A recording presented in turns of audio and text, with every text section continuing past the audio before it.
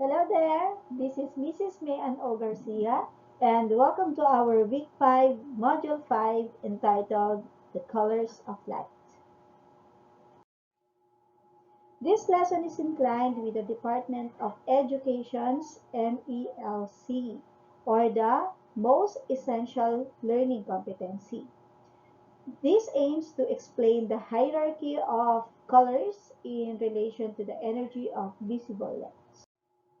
This lesson is designed for the learners to improve your knowledge in the field of physics, especially about lights. You need to follow these carefully.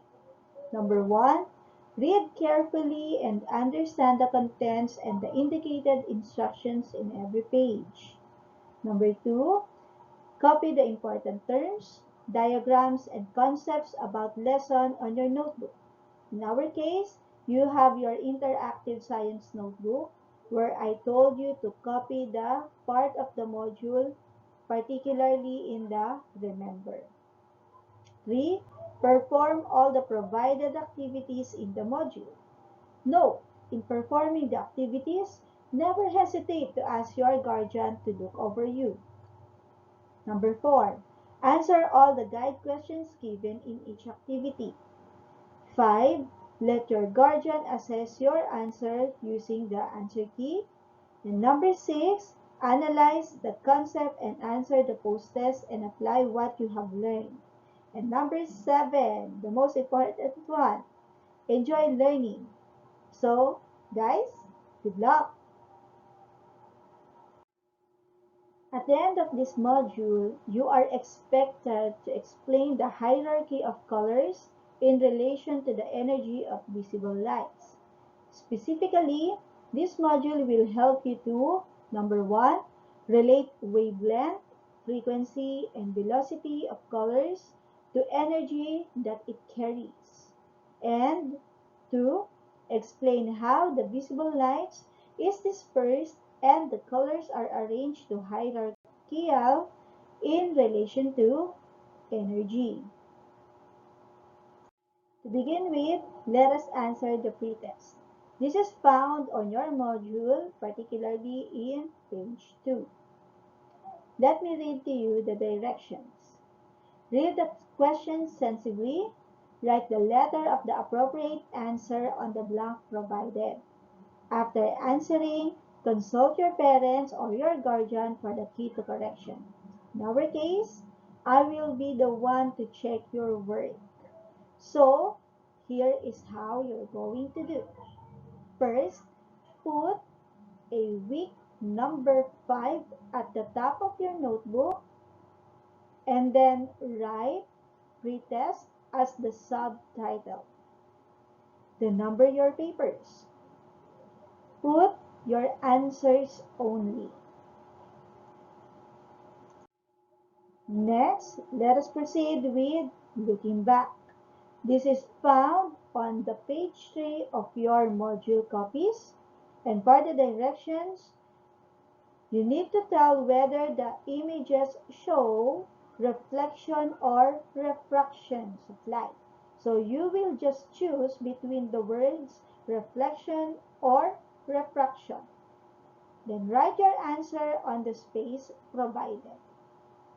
So do not forget to write the title looking back, and then the number of items, and your answer. So again, let me remind you, you should write your answers only. As an introduction, let me ask you first these questions. Well, of course, we all know that we can see things using our eyes, right?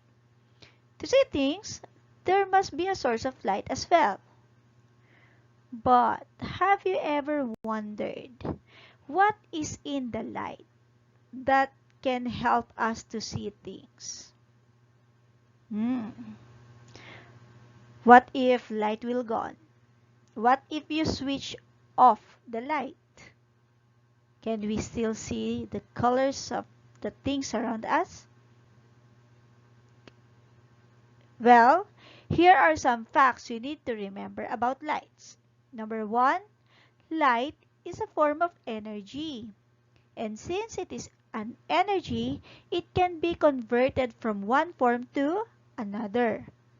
Number 2, light can travel in a straight line at a speed of approximately 3.0 times 108 meter per second in a vacuum. So, napakabilis mag-travel ng liwanag.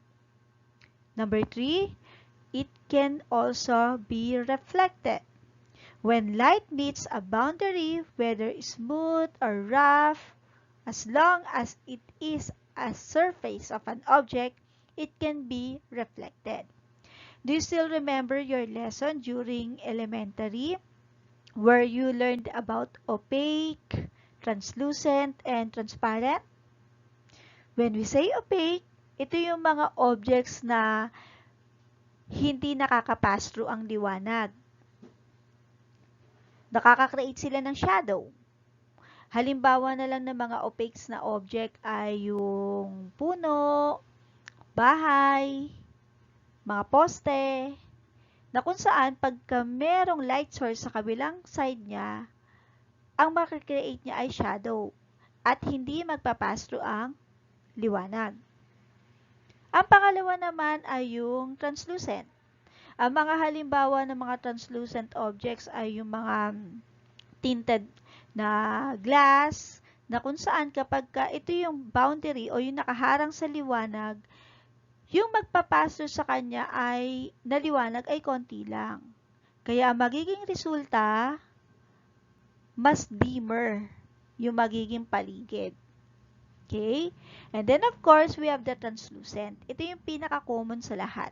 Kasi sa translucent objects, most of the light can pass through. Tumatagos siya. Halimbawa na lang yan ay yung mga sliding doors, yung makikita mo yung object sa kabilang side. Yan. So again, we have opaque, translucent, and transparent. Then of course, number 4, light can also be refracted. So, magkaiba po ang reflected sa refracted. If you will observe in your activity under the looking back, ang refracted naman is when light passes from one transparent medium to another at an angle other than 90 degrees with the boundary. So, magre-refract siya as yung mas common na term na na dapat nating tandaan. It is called as the bending of light. Magbe-bend yung liwanag at what angle? Correct, 90 degrees. Another thing that you must consider are the following. So, itong mga ginagawa natin, review lang to about lights, ha? So, light exhibits the characteristics and properties of a wave. So, paano nagta-travel ang light? Okay, kaparehas din siya ng sound. Nagta-travel sila in a wave-like form. Next, it is classified as an electromagnetic wave located between the spectrum of infrared and ultraviolet. So, nagkakaroon siya ang ang light kasi pwede siya mag-travel kahit walang medium. Katulad na lang sa sitwasyon natin ngayon. Bakit kaya umaabot sa atin ang liwanag galing sa araw? Ano ba ang meron sa outer space? 'Di ba wala? So, kahit walang medium, pag sinabi nating medium, either objects made from solid, liquid, or gas, pwede pa rin mag-pass through ang liwanag. Okay? Next, as an electromagnetic wave, it does not need a medium in order to propagate. So, kaya-explain ko lang yan. It moves in its maximum speed in vacuum. So, mas mabilis pala siyang nagtatravel kapag nasa vacuum siya. Ano yung mga halimbawa ng vacuum? Yan. Basic. Outer space.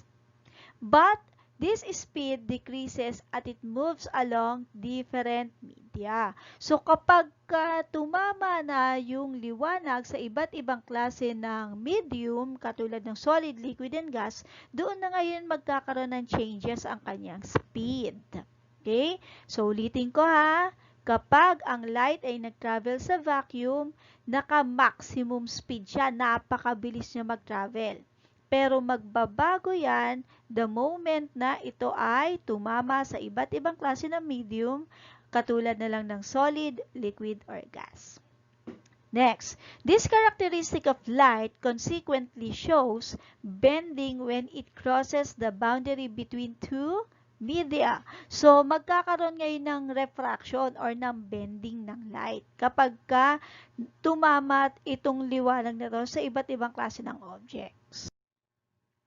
So, here in figure number 3, this is one of the activity we did during our face-to-face lesson. So, this is also included in your textbooks if you will just open your textbooks at page 100.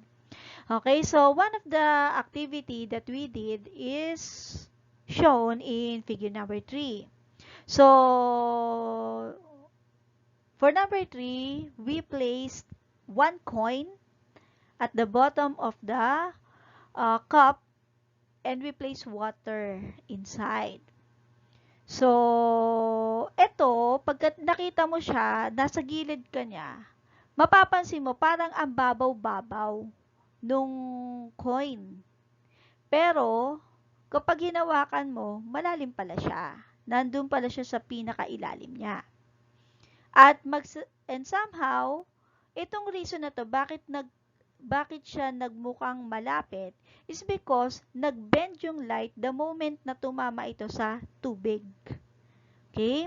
Another one. Ito naman yung sa figure number 4, yung mukha siyang broken pencil.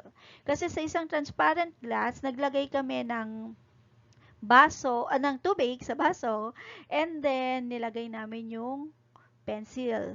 And then kapag tinignan mo siya horizontally, makikita mo yung pencil, hindi siya straight, kundi sa mismong dulo ng water, you will see that the part of the pencil which is found underwater will slightly bend. Okay. So, these are the basic examples of refractions of light, katulad ng nabanggit ko sa inyo kanina. So, refraction is the bending of light when it travels from one medium to another of different optical densities. The pencil is as shown in figure 4 is not really broken. So, hindi siya talaga bali. So, nagmukha lang siyang bali. Okay, if we remove the water from the glass and look at the pencil would look normally straight. Now, try pouring water onto the glass and voila, a broken pencil. Okay, this happens because of the change in speed and orientation of the light with respect to the normal as it traverses a new medium of different densities. Alam nyo ba, madalas nyo itong ginagawa kapag nagsiswimming tayo every summer. Kamis nun. Itong taong ito, hindi tayo nakapag out of town para man lang mag-beach o kaya mag-swimming sa mga pool. So, usually, di ba, ang pinaka-common na game na ginagawa sa pool is yung hahanapin yung coin. So, maghahagis ng coin and then hahanapin mo. Pagka tinignan mo siya, pag nasa surface ka ng tubig, nasa ibabaw ka ng tubig, pag tinignan mo, parang ang babaw-babaw lang niya. Okay? Parang lapit-lapit niya. Pero kapag ni-reach mo na siya ng iyong kamay, lulubog ka pala sa sobrang lalim niya para lang maabot. Tapos may mga times pa na akala mo mahawakan mo na siya. Pero yun pala, nasa kabilang part pa pala siya. O yan, nadadaya tayo ng liwanag. Walang daya yung coin. Ang liwanag ang reason o yung light ang reason bakit nag-appear siya sa mga mata natin na malapit o hindi kaya medyo tawag dito nasa position na kaya mong abutin.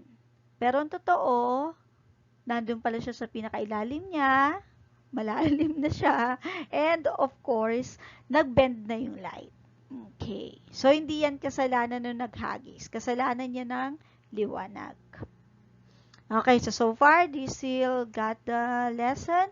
So, napakadali lang niya na. So, pag sinabi natin na refraction, that is the bending of light. Anong reason ba't nagbe-bend ang light? Kasi tumatama yung liwanag sa iba't ibang klase ng medium. Okay, now let us compare red from violet. Okay, pinaka-basic ito. In determining how the light will pass through, the index of refraction must be considered. The bending depends on the refractive index of the color of light. Let us take a look at the table.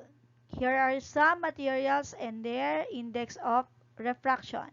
Let us relate the hierarchy of colors and the hierarchy of the corresponding energy. So, ganito yan. When we say refraction kasi, it is the bending of light, di ba? So, bending depends on the refractive index of the color of light. So, kada object may kanya-kanyang bending ng liwanag. Kapag tumama yung white light o yung liwanag sa kanila, iba't iba yung angle na kanilang nagagawa kasi magkakaiba yung kanilang index of refraction. So, katulad na lang ng diamond. Pag tumama yung liwanag sa diamond, ang index ng refraction niya ay 2.147. So, sa zircon, sa light, sa ground glass, sa ethyl alcohol, sa water, sa ice air. Pero look at the vacuum. 1 siya. O, ibig sabihin, walang gaanong bending na nagaganap kapag nagta-travel ang light sa isang vacuum. So, ano ulit ang best example ng vacuum? Yung outer space. Okay. Next. When a white light travels and hits a medium, it will be dispersed. Tatandaan yan. So, yung dispersion of light is called refraction. So, ang dami na nating tawag, ha? So, refraction is known as the bending of light. Bakit siya nagbe-bend? Kasi ito pala, nadi-disperse pala yung liwanag. The light will bend and separated into 7 colors known as the Roy-G Vib. Ano mga colors na nire-represent ng Roy-G Vib? R, okay, red. O, orange. Y, yellow. G, green. B, blue. I, indigo. And V, violet. The arrangement will never be mismatched because they are arranged according to their energy level. Kaya lahat ng nakikita ninyo sa na rainbow sa paligid, never na disarrange yung alignment ng colors because the arrangement of these colors are based on their energy level. Okay? So, take a look at this figure. So, from a light source, which is the sun, kapag tumama siya sa isang medium, or any kind, katulad na sa sa atmosphere natin, pag tumama siya sa water vapor, kung saan nanggaling yung pinanggalingan ng ulan, 'di ba, makaka-create siya ng bending of light known as the rainbow. So, bakit nabuo yung rainbow na yon? That is because the white light or the light coming from the sun has been dispersed. Ano ba sa Tagalog ng dispersed? Naghiwa-hiwalay. So, ibig sabihin pala, ang liwanag ay gawa sa iba't ibang klase ng kulay. Kaya pansinin nyo, class, kapag kabukas ang ilaw, nakikita natin yung kulay ng object. Pero pag patay ang ilaw, hindi mo na rin alam kung ano ang kulay ng object na yan. Okay? Kaya nga, yung mga disabled na bulag, They are not actually disabled. Kasi, syempre, yung sense ng feeling naman nila, tsaka smelling, ano naman, very contradictory sa kanilang sense of sight. Pero, hindi nila alam kung ano yung mga kulay ng liwanag. Kasi depende na lang kung naabutan nila yung liwanag na yun. Kasi may ibang blind na mula nang ipanganak, hindi na talaga nila alam yung kulay. Pero may iba naman na nabulag na lang dahil sa sakit. Okay? So basically, dahil may liwanag, may source of light, makikita mo yung iba't ibang klase ng kulay sa ating paligid. Okay? So, katulad na lang ng nandito, pag tumama yung white light sa isang prism, so, nakakita na ba kayo ng prism? Triangular prism or ng glass, mapapansin nyo, madi-disperse yung white light at makaka-create ka ng Roy G. Biv. Okay, so let us take a look at this picture again. Each color travels in a wave with different wavelengths. So, pansinin ninyo yung nandito. Ipo-point ko po siya ha. Ito, yung red, mapapansin nyo yung wave niya mas layo-layo. Okay? So, it is described as a longer wavelength. Okay? Habang pababa ng pababa, as it passes orange, yellow, green, blue, indigo, violet, or the Roy G. Biv, mapapansin nyo yung wave niya ay pa-shorter ng pa-shorter. Yan. Hindi po yan niliitan nung nag-growing yan. It shows that when a light travels, di ba sabi ko nga sa inyo kanina, light travels in a wave form. Yung pag-travel na yon ay iba't iba rin ang intensities. So, tatandaan ninyo, the shorter the wavelength, the greater its energy. While the longer the wavelength, the weaker its energy. Because the speed of the wave is the product of the frequency of the wave and the corresponding wavelength. So, yung bilis daw ng wave ay nakadepende sa kanyang pagiging longer or shorter wavelength. Okay?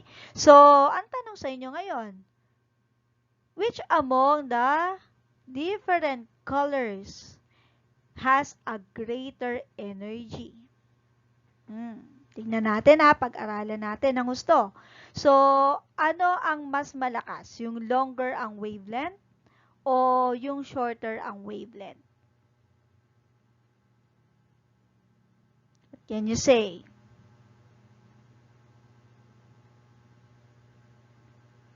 Okay, so basically class, kapag po longer ang wavelength niya, mas malakas ang kanyang energy level. Kapag shorter naman po ang wavelength niya, mas greater, mas malakas ang kanyang wavelength. Ulitin ko longer wavelength, mahina. Shorter wavelength, malakas. Okay. So, we highlight here the arrangement of colors of light as Roy G. Biv. So, again, alam nyo na ang ibig sabihin ng Roy G. Biv, ha? When dispersion happens, again, dispersion is a kind of refraction, which provides us colors of light. This phenomenon is observed when the white light passes through a triangular prism. So, kapag isang white light, pwedeng flashlight, tumama siya sa triangular prism, maghihiwa-hiwala yung white light na yon, makakabuo ka ngayon ng rainbow. Pero sa panahon natin ngayon, hindi tayo ganon nakaka-encounter ng triangular prism Pero merong isang best object na kayang makapag-disperse ng light nang walang ka-effort. At yan ay ang CD. Pansinin ninyo yung mga CD. Matamaan lang yan ng liwanag, makikita mo may rainbow color na siya. Okay? So, bakit nagkaroon ng rainbow color na refraction siya? O kasi nga, nag-refract yung liwanag. Okay, when white light enters a prism, separation into different colors is observed. Remember the concept of refractive indices in the previous module and in the first part of the lesson? Kakadiscuss ko lang. The refractive indices of the different colors of light indicates that light of different colors travels. Nasundan? At different speed. So, nagkakaroon ng changes sa speed ng pagta-travel ng light kapag magkakaiba ang refractive indices. So, saan mas mabilis na nagta-travel ang light? Sa diamond or sa vacuum? Katulad ng in-explain ko kanina. Correct, sa vacuum. Kasi mas mababa ang kanyang refractive indices. Mas mataas ang refractive indices, mas nagbe-bend ang liwanag. Okay? So, at different speed in the prism which accounts for the different degrees of bending. Okay. Light with greater refractive index refracts more and appears at the bottom of the red light. So, ibig sabihin, kung ito yung red light, pababa ng pababa, yung refraction niya ay magkakaroon ng changes. Anong nakasulat? Greater or lesser? Okay, magiging greater siya. Okay? So, ano'y natin? Greater, greater, greater. Ayan, tatandaan ninyo. So, habang pababa ng pababa, papunta ka ng papunta sa bottom part ng red. Ano-ano yung mga colors na yon? Yung orange, yung yellow, yung green, yung blue, yung indigo, at saka yung violet. Ano nangyayari sa refractive index niya? Mas nagiging greater. Kaya naman, mas matindi ang energy ng nasa mababa compared sa taas. Ngayon, anong mas malakas? Red or violet? Very good. Yung violet. Okay. So far, naintindihan ba? Lahat ng mga na-discuss ko sa inyo are the things that you will encounter in our activities. So now, let us proceed with activity 1, the colors of light, the colors of rainbow. So, alam niyo ng pagkaka-arrange yan. So, the objective of this activity is for you to be able to infer that white light is a composite of different colors. So, yun lang ang gusto niyang ipaunawa sa inyo, na ang white light ay gawa sa iba't ibang kulay. Okay? So, yung liwanag sa ating paligid, siya ay gawa or tawag dito, ang mga components niya para mabuo siya ay iba't ibang kulay. Kaya naman kapag ito ay tumama sa isang object, katulad na lang ng triangular prism o di kaya ng CD, mahihiwalay natin ngayon yung mga kulay na yon. Okay? So, for this activity, there are only 4 questions that you need to answer. Just write activity 1 and then A, B, C, D. So, yun lang po ang mga sasagutan ninyo sa activity yan. Okay, for activity 2, red versus violet. O, alam nyo na kung ano mas malakas ha, between the two. So, for objective 1, you need to determine how the wavelength is related to the refractive indices and to identify which color is the most bent and has the most energy. So, sorry for the typographical error. So for this, there are only 11 questions that you need to answer. So just type activity 2 and then A hanggang K and then susulat nyo na. Dali lang yan. Isusulat nyo lang, may guide na kayo dyan para malaman ninyo yung mga sagot.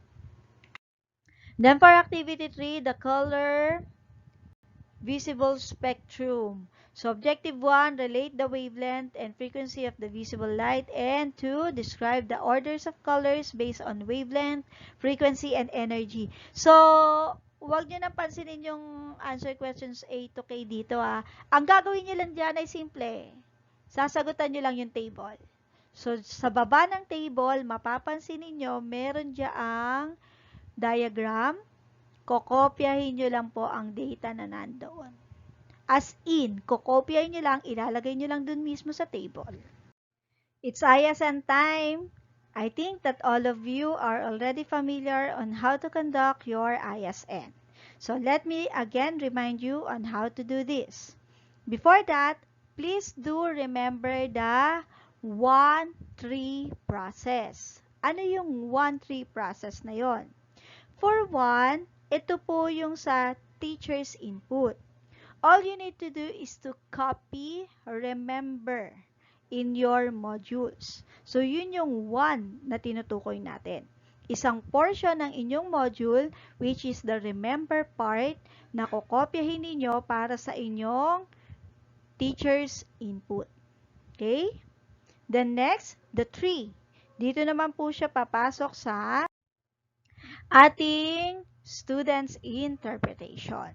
So, yung 3 na nakalagay dyan, dapat ay yung mga sagot ninyo para sa check your understanding, post-test, and reflections. Any question? Okay. So, before I bid my goodbye and thank you, let us have a quick recap of all the things that we have learned today.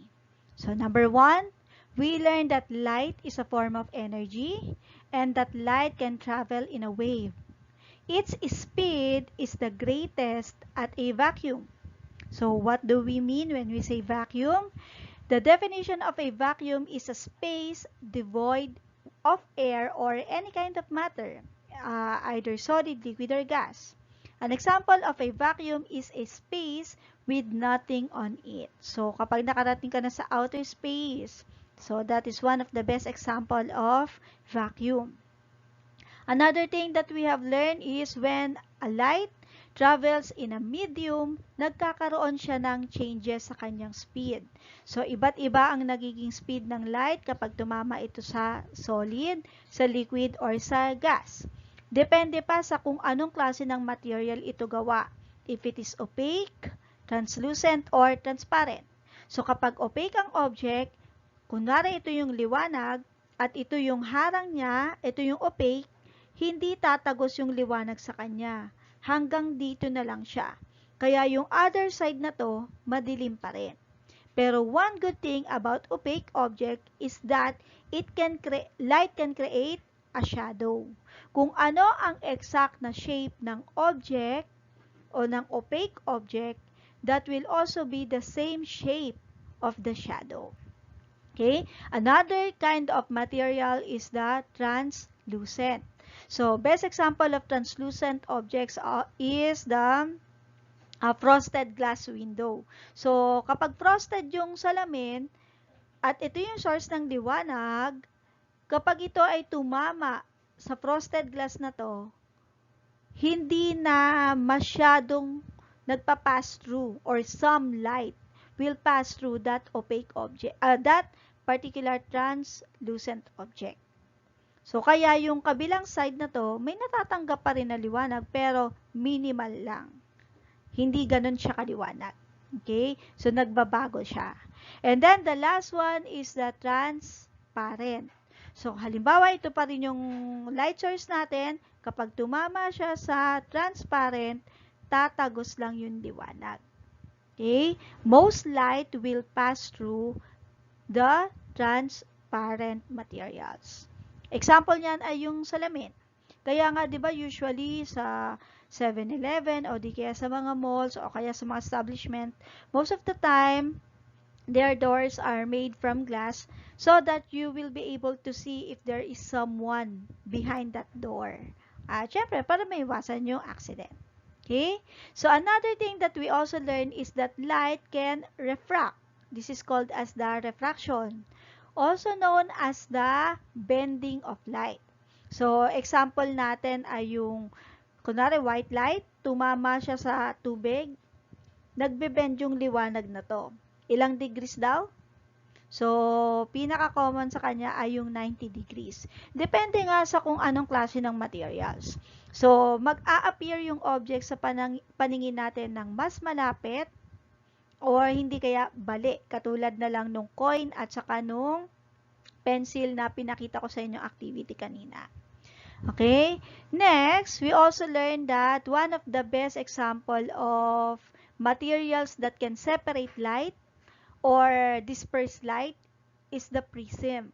So, kunwari ito ulit yung light source natin and then tumama siya sa prism, madi-disperse siya. So, pag sinabi nating disperse, maghihiwa-hiwalay. Kaya kapag ka tumagos na yung liwanag dito, hindi na siya white light. Kundi ang mabubuo na niya ay tama, yung Roy G. Vib. We have the red, orange, yellow, green, blue, indigo, and violet. So, never pong mapagpapalit-palit yung mga positions na yan. Because these positions are based on the intensity of their strength. So, from red, which has a longer wavelength, ang naproproduce niyang intensity ng energy is lesser. So, habang pababa ng pababa, papuntang orange, yellow, green, blue, indigo, and violet, yung kanyang wavelength naman ay pa-shorter ng pa-shorter. At kapag pa-shorter ng pa-shorter ang wavelength, pag-greater ng pag-greater ang kanyang energy. Okay? So, kung paglalabanin natin si red at saka si violet, sino ang mas malakas? Correct, si violet. So, do you have any question regarding our lesson? So, please do not hesitate to write down your questions on our chat box. Okay? So, I think that is all for today. Goodbye, everyone. Thank you.